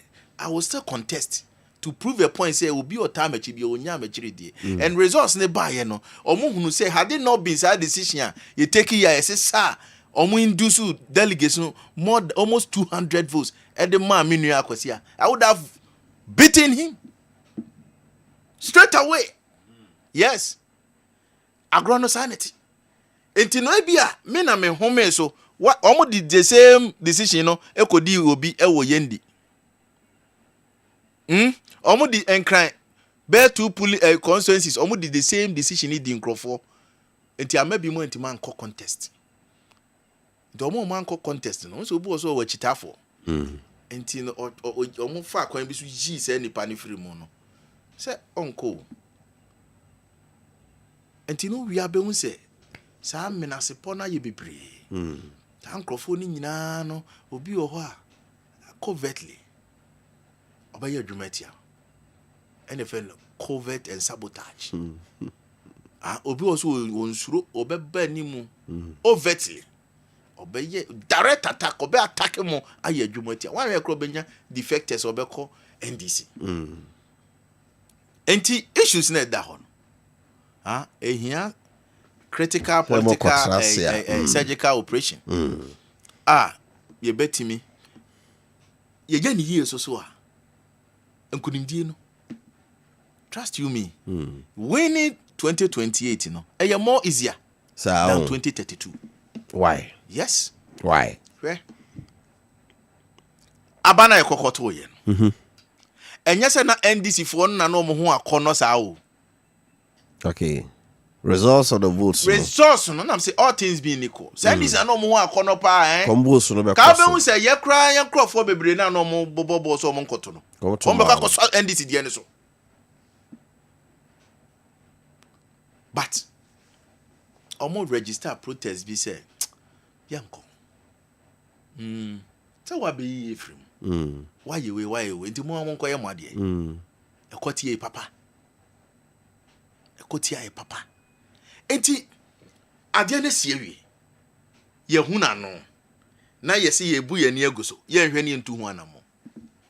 Hey, there be eno de o se ye ko hwe ne tu horse e sa anamo no. Me say ma peri. And from what I say, people must be held accountable at every level. Nase, polling station elections, ye very transparent. Penfo amu jese mun koto waba. We dey ya udru baby a obo se we wa na o baby a. Na peri ye adwuma, ya share time. Bi a anopa nondu. Eda sei momra mo a mo wo polling station hono ye electorate na mo ye sympathizers of New Patriotic Party no mo ye party members mo na mo ba beto aba na ba na mo ba beto voters ID ka chese oto aba ofa enipa se 5 ni John na people 15 na nipa 20 no mo ba beto aba mo no mo neti ho biem di oba we ni no ye nipa na word say we ni ye person serve wa ha. That's right. But you don't close it. Say me pe constituency chairman na dinti no me miem because me biem a from what best say mama you are being selfish. So self-centeredness and a land here into this. Okay. Say ye nyina ya see ye be fair and sincere to ourselves. Ube wonu say ye ma transparency e ye adwuma at all level la. Trust you me. Any pan olusu we are genuinely no ojitum. Walusu because election it is tefre ahwiase. O mutu a odaya. Eti de be kopia no e say we taking good faith. Provide the say nipa no e de ahye ni trim say yensisi no. Me yesisi me papa. Enya me nko isisi me ni machi tafo pa. But I realize said there be the oti yanti. Bi obi beti say bi asem no court a obeka say yi na nkrofo mo pemanson. And the basa MPP na o heti no. Enti ma memmene na go wati bi da say ekoto aba. Na abato no wo chiche polling station say bi abete ye tibi ma we ni atibi ama we what be that you call it election just because what is that decision we be that ya ma we say ono ya ma no more than 100 votes another obi a watu kwan bia ye de ama no obi a wawu bia no ye de sa yi na abeda ho no space no ye de ama no o se me wi a me sa ne nko contest. That was a decision and I nyame nkwa because emra mo ne ye kasa no mo kache say omakoye bi wo yendi omo bobo other places say omagigi de amodi aman kom no a competition because no obi ho no obi betu no that is politics and almost you there be say no parliament no number ni sha enti no say yam protect yam peace na okokoya onko parliament what I say which it makes sense say ya nko no man call parliament so I better na na ko for the programs so yet I prosecute okay the honorable say here we future yes it be say battle e ba so the mo call congress we are ye flag bearer ye nyi o ye be ba be ye constituency regional and national executive ya tete say betiesim he fa na offer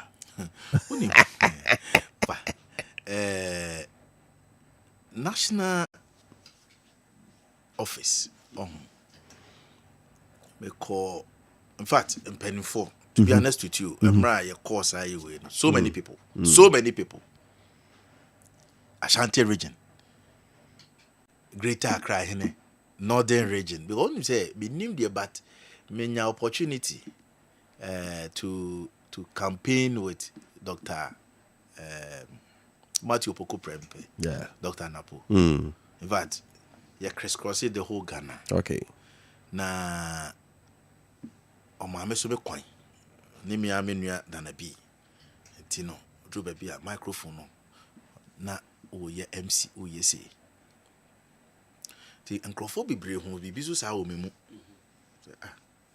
papa ebi o te organization as a pa o because mention of kwa na se mention bom nya se na nam ye youth organizer ti papa call no started coming across the country. So now me make it. See, I feel because you call radio, people feel that I say Collins, most sorry. Because me tisimu, me nim street in so chan ya mean. Me tisimu, me nim street in so chan. Ono wa nim. Ono nim because street na wo nim ya na ye nim street in so pa. Wo di see e betwa because he ensuro bia. So course ne ba, on say oh ye nipa. Okay. Then once it's a call to duty there. I was also born home na oni nyame kasa mo say you so person o ko serve no ahoden ne say sir what you say sikasem ne say aniama bebre o say wutimi e de to na wo hwe say ko a wo ko no nko di nkrofo hwamo na what you ni so the arrest assure say ugina mfimfini and I realize say what the meme can national executives in ho meme candidate are more strategic than any names I made it. Okay. Of asemi the own name say me anti ageba Collins Yakofo Collins one Orache Martin and nam onim sa me since 2003 me ne Alan and nante sa obi atwe ne ho kra na me chenachi until say me party waste with him because I say on team MPP and NTBO. And through the party na me so many menu apanyini Orache Martin enya yonkofa since 2003. Enti ne hon de na chese honon mene no ayonkofa wo party nsem na si. Now say obi ho a okoyi no as national organizer Okacho Oboya, enkrofo bi wo me na supportia no. Omonyi so. Enkrofo bi wo ma demonstrate, wo ma take hardline position. A section bi plan person beti wo modin. Say nipa no the microphone share ni say ma say true reconciliation. O ti menye. Ba wo de anti age back Collins kokosi ho a. Menim say me place call say ye Kennedy 4, say ye Baumia 4, say ye Dr. Brian. Say Dr. Duchum Opia Cabinet JJ Opia Chitafo be say Collins dey say ono no e betumi na yadwuma ono dey ono mu unify be fa mu bia ono fa ho o betumi na yadwuma and that thing no and you hear because from where I sit we need executives who are more resilient more accommodating strategic thinkers about operations security conscious. Especially organization. So I was because you deal with intelligence. So be a whole Brazil coin so until I get back. Baby was a background. Yeah. Security and intelligence. And I'm saying what practical way of doing stuff on the street. What you say? And the boss say yam fa dwene pa toto niema ho a nyame adom bi. Enti no mehwemu dia na chese course na eba ni nyina no e wo se meni menua na bi ko di nkomo what you say wo se meni ni di nkomo yi because me se ono no se obesa ko biewu a ofa ni pen masem ka menti meni ni nyina mfiri menshia nof enkonko gina menye da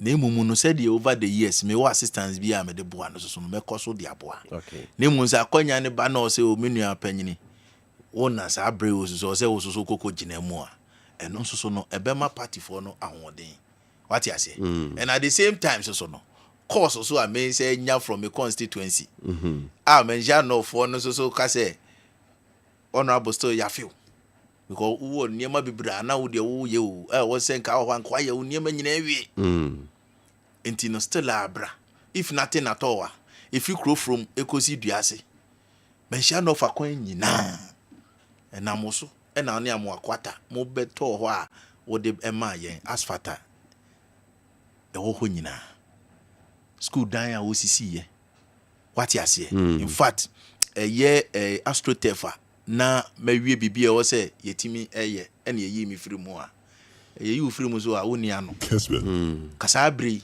ka anya hwe no enka mochizongo buo krom from the enka omo anya omo astroturf what you say hospital kesia na misi ultramodern hospital e wo duase e si hosa be 6 years ni be 5 years ni afi because unim ade so na me ye no na me use me head fan ni ade it na continuous say me hwe anim say na ka menya ska free baby bi anka 1 million 1 constituency ni timi ye adwuma say de na me hwe sika ne beba na nka omo de yakuru yakra kwakoye ene yi mi si nchen nti ebasa na ase eniema bebre akekam library kesi an mi si no wo crowfrom so I'm a runabout so school na e wo ho no west go ho kone ko hwenchense ese kra de che se emu nyina efu nti ye wo major projects bi ho a me no mentiment was na ye me yaba na ye me ya ena o mo ada roma ye se enamdua ho na ho mahunu soro na mbansha no for so na makopiem ewo ECOWAS parliament e was me ko so ye ma me dibre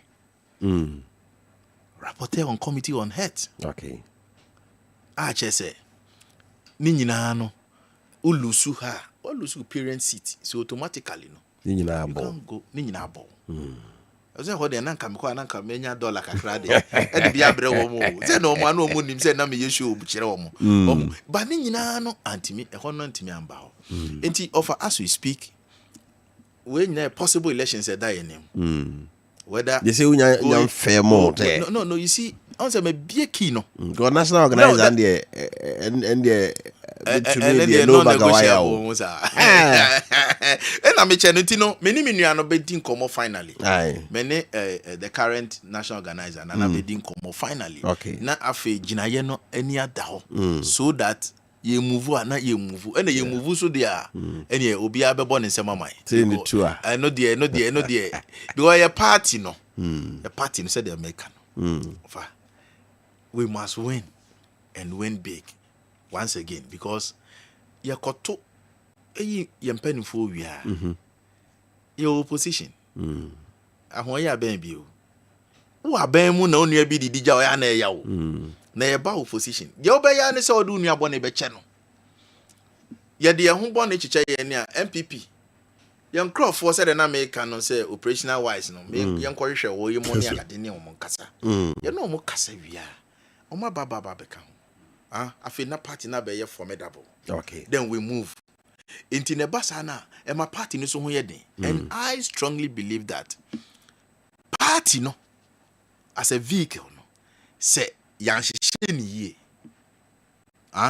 what the flag bearer ba be sisu say ye eya na obre because yan to aba e wo office of flag bearer na yan to aba e wo national chairman fie yan to aba o polling station and on the flag bearer ba constituency once okwa and nya constituency bo kra no wan hwe kra bia obetima election day kro ni ho yes because the juma toson na ni ba bia sa it is a party ni strong e wo polling station ho say wa ho den no so imagine say you volunteers all about say na finally no ya no makasa mo neglect wo party ni ba be mo police station ni code o mo down how asa na ho no na it depend I can't speak for so start your problem and this me who say onkrofo bebre kam say omo anya omo a omo ebete omo ase na say omo amfo omo boni anche omo a omo be punish omo what is I say omo be punish wo hwe ofa aya na nyeska bebre onkrofo nim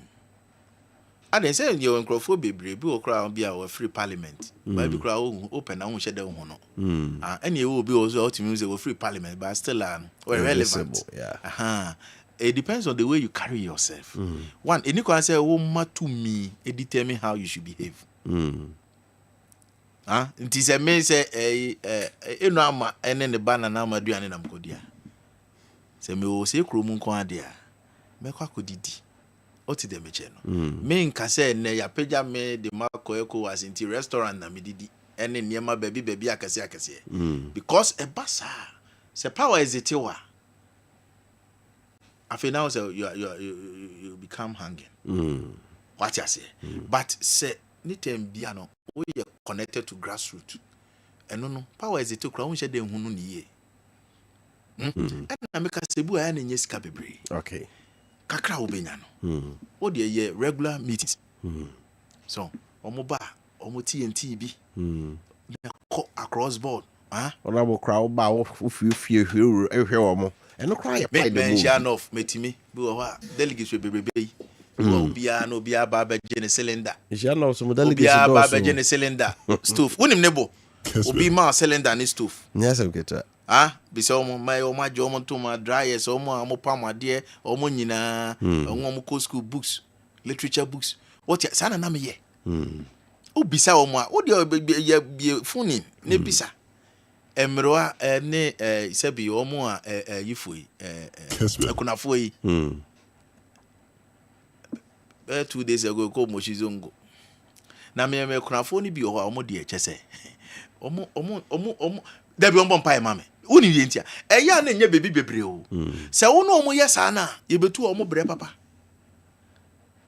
enya easy just be omo de niam bi te say de make say ya sheda a police station e de ma obi etiawo if not that it will be difficult to uproot obia or ye adwuma no connected with grassroots because grassroots for there be ombe gina wachi okay ona we time na so enti did say obesa ba wa gini ye sipia no but the point is on say nkomodie na ekoso and ekoso na very positive but me the caveat she has say menua no na bi badia because I don't want a situation sebi we ka say na bi kranka wonua no be yesi na wo yesi ya na me pesa nkomo no mentia me mentia say ya nche mentia no of man committee me nko contest me boss what is the meche ye che mu no na ansa na me say e de akonyo de adampan na me ko gina mo nyankopon ye madoma me di nti no obia wo ne principle no de wa wo ye ne politics ti de meka ne say nyankopon nhira New Patriotic Party nyame nhira Asantema nyame nhira Ghana man na yemfa odo ne kroye enhyehyɛ ye party na let conference decide they know the emanemra from kakra na penfo take decision penfo susuntie di amanfo ka together we achieve greatness. Together you will achieve greatness. And only a justice. You know, in our CP, Honorable Collins Osuamankwa, former ECOWAS member of Parliament, Menshia North, or no, and aiding Kuwait, the national organizer position. MP before we bring say or a grassroots person from youth organizer from Menshia, Ninyanchi, Wejuma Wayeno, or Tisimwa. The chances of NPP in 2028 the other matters almost say omobeni na no mama for birthday si na afi inya ne kwan ne sorry so the pages why krado a yenka birthday so no ho asem na inya kwan ne enko happy birthday stronko na me de ma engineer James Amo Godfred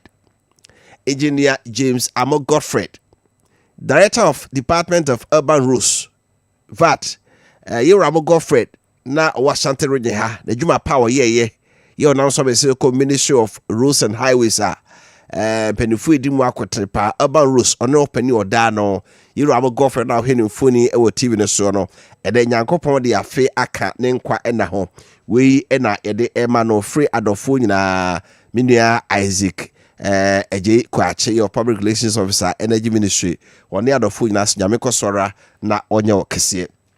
Happy birthday sonko de ma na also away if it Desmond Tutu your Kessben MCR na good na so funi na ohero na ene awda Desmond Tutu from Kessben MCR so nyame nhira o ma ye ni ado ni wachi na do sabe kan yi nyina no nyina anye nhira o Yesu dimu afi happy birthday sonko de ma Mrs. Josephine